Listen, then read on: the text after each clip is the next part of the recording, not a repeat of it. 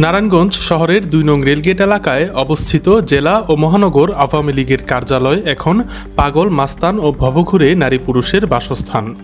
ছাত্র জনতার অভ্যুত্থান চলাকালে বিক্ষুব্ধ জনতার হামলায় ধ্বংসস্তূপে পরিণত হয় জায়গাটি।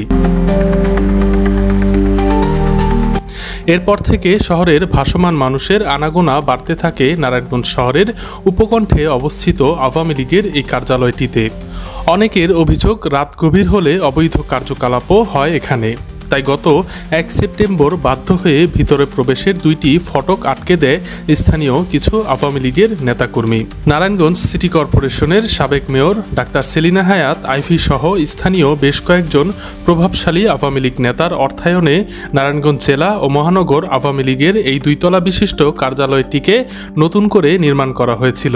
তবে এখন নারায়ণগঞ্জ আওয়ামী লীগের এই কার্যালয়টি রূপকথার ভুতুড়ে প্রাসাদে পরিণত হয়েছে। বৈষম্য বিরোধী ছাত্র আন্দোলনের ৯ দফা দাবিতে ১৮ জুলাই পুলিশের সাথে সংঘর্ষের জের ধরে বিকেলে জেলা ও মহানগর আওয়ামী লীগের এই কার্যালয়টিতে হামলা চালিয়ে ভাঙচুর করার পাশাপাশি অগ্নিসংযোগের চেষ্টা করা হয়। ৫ আগস্ট আওয়ামী লীগ সরকার পতনের পর থেকে এই কার্যালয়টির প্রতিটি জিনিসপত্রের পাশাপাশি ইটও খুলে নিয়ে যায় বিক্ষুব্ধ জনতা।